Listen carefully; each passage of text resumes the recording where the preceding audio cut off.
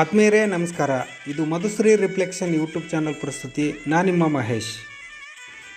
ಆತ್ಮೀಯರೇ, ಈ ವರ್ಷ ರಾಜ್ಯಾದ್ಯಂತ ಹಿಂದೆಂದೂ ಕಾಣದ ಸೂರ್ಯನ ಶಾಖದ ಪ್ರಖರತೆ ಫೆಬ್ರವರಿಯಿಂದಲೇ ದಿನದಿಂದ ದಿನಕ್ಕೆ ಹೆಚ್ಚಾಗುತ್ತಿದೆ.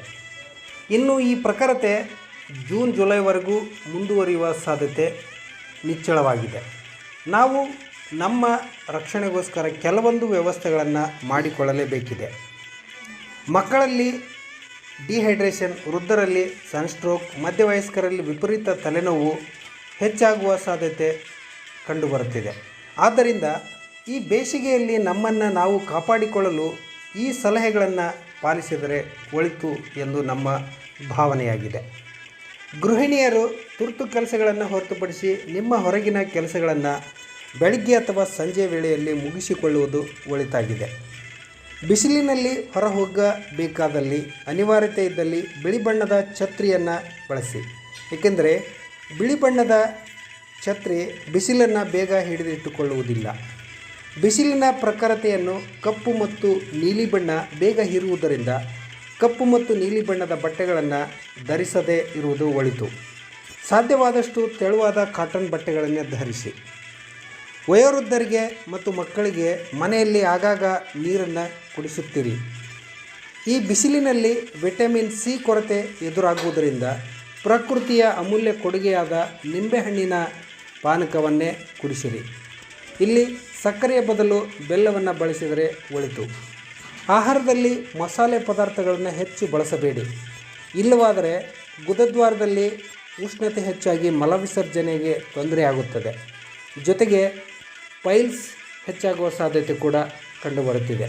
ಈ ಸಮಸ್ಯೆಗೆ ನೀವು ಎಳೆನೀರಿನಲ್ಲಿ 1 ಚಮಚ ಜೀರಿಗೆ, ಅಡಿಕೆ ಬೆಟ್ಟದಷ್ಟು ಕೆಂಪು ಕಲ್ಲು ಸಕ್ಕರೆಯನ್ನು ರಾತ್ರಿ, ಅಂದರೆ ತೆಂಗಿನಕಾಯಿಯನ್ನು ಸ್ವಲ್ಪ ಓಪನ್ ಮಾಡಿ ಅದರಲ್ಲಿ 1 ಚಮಚ ಜೀರಿಗೆ ಮತ್ತು ಅಡಿಕೆ ಬೆಟ್ಟದಷ್ಟು ಕೆಂಪು ಕಲ್ಲು ಸಕ್ಕರೆಯನ್ನು ನೆನೆ ಹಾಕಿ ಮತ್ತೆ ಆ ಮುಚ್ಚಳವನ್ನು ಹಾಗೆ ಮುಚ್ಚಿ ಬೆಳಗ್ಗೆ ಖಾಲಿ ಹೊಟ್ಟೆಯಲ್ಲಿ ಆ ಎಳೆನೀರನ್ನು, ಅಂದರೆ ಜೀರಿಗೆ ನೆನೆದ ಎಳೆನೀರನ್ನು ಖಾಲಿ ಹೊಟ್ಟೆಯಲ್ಲಿ ಕುಡಿಯಿರಿ. ಇದರಿಂದ ಮಲಬದ್ಧತೆ, ಪೈಲ್ಸ್ಗೆ ಸಂಬಂಧಿಸಿದಿಂದ ನೀವು ಮುಕ್ತಿ ಹೊಂದಬಹುದು, ಅಂದರೆ ದೇಹ ತಂಪಾಗುತ್ತದೆ. ಈ ಕಾರಣಕ್ಕಾಗಿ ಇಂತಹ ಮನೆಮದ್ದನ್ನು ಬಳಸಿದರೆ ಬಹಳಷ್ಟು ಒಳಿತು. ರಾತ್ರಿ ಮಲಗುವ ಮೊದಲು ತಣ್ಣೀರಿನ ಬಟ್ಟೆಯಿಂದ ನೆಲವನ್ನು ಒರೆಸಿಕೊಂಡು ತೆಳುವಾದ ಬಟ್ಟೆಯ ಮೇಲೆ ಮಲಗುವುದು ಸೂಕ್ತ. ಹಾಸಿಗೆ ಕೂಡ ಈ ಸಮಯದಲ್ಲಿ ಉಷ್ಣತೆಯನ್ನು ಹೆಚ್ಚು ಮಾಡುತ್ತದೆ.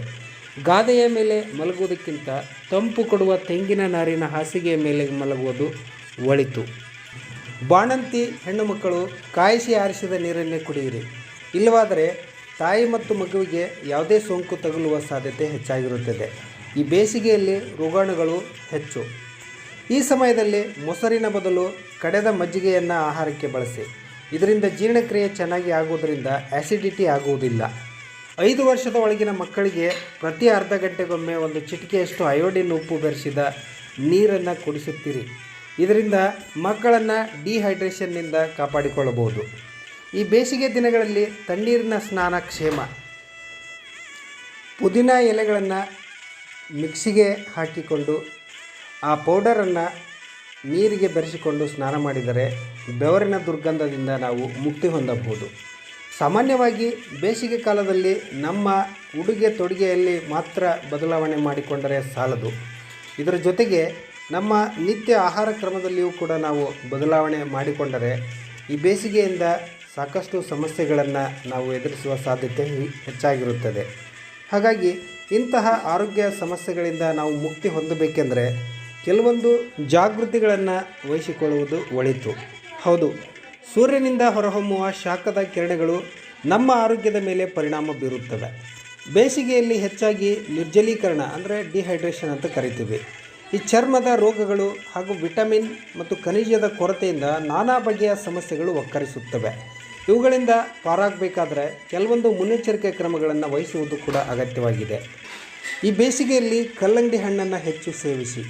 ಇದು ಬೇಸಿಗೆ ಕಾಲದಲ್ಲಿ ಬಹುಬೇಡಿಕೆಯ ಹಣ್ಣಾಗಿರೋದರಿಂದ ಅತಿ ಹೆಚ್ಚು ನೀರಿನ ಅಂಶ ತುಂಬಿಕೊಂಡಿರುವುದರಿಂದ ನಿರ್ಜಲೀಕರಣಕ್ಕೆ ರಾಮಬಾಣದಂತೆ ಕೆಲಸ ಮಾಡುತ್ತದೆ.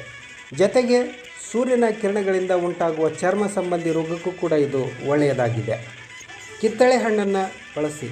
ಬೇಸಿಗೆಯಲ್ಲಿ ನಮ್ಮ ದೇಹದಿಂದ ಹೊರಹೊಮ್ಮುವ ಬೆವರಿನ ಜೊತೆಗೆ ಪೊಟ್ಯಾಸಿಯಂ ಕೂಡ ನಾವು ಕಳೆದುಕೊಳ್ಳುತ್ತೇವೆ. ಇದೇ ಕಾರಣಕ್ಕಾಗಿ ನಮಗೆ ಕಿತ್ತಳೆ ಹಣ್ಣು ಒಳ್ಳೆಯ ಆಹಾರವಾಗಿದೆ.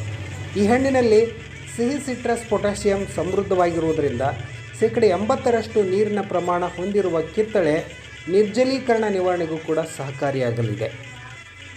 ಮೊಸರು ಹಾಗೂ ಮಜ್ಜಿಗೆಯನ್ನು ಹಿತಮಿತವಾಗಿ ಸೇವಿಸಿ. ಸೇಬು ಕೂಡ ನಮ್ಮ ದೇಹವನ್ನು ತಂಪಾಗಿಸಲಿಕ್ಕೆ ಒಳ್ಳೆಯ ಆಹಾರವಾಗಿದೆ.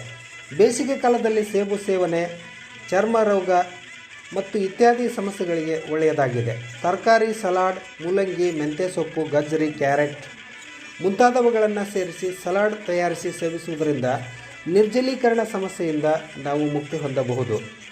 ಒಣಹಣ್ಣು ಹೆಚ್ಚು ಉಪಯುಕ್ತವಾಗಿದೆ. ಒಣಹಣ್ಣಿನಲ್ಲಿ ಸಾಮಾನ್ಯವಾಗಿ ಒಣ ದ್ರಾಕ್ಷಿ, ಪಿಸ್ತಾ, ಗೋಡಂಬಿ, ಬಾದಾಮ್ ಇವುಗಳನ್ನು ತಿನ್ನುವುದನ್ನು ಮರೆಯಬೇಡಿ.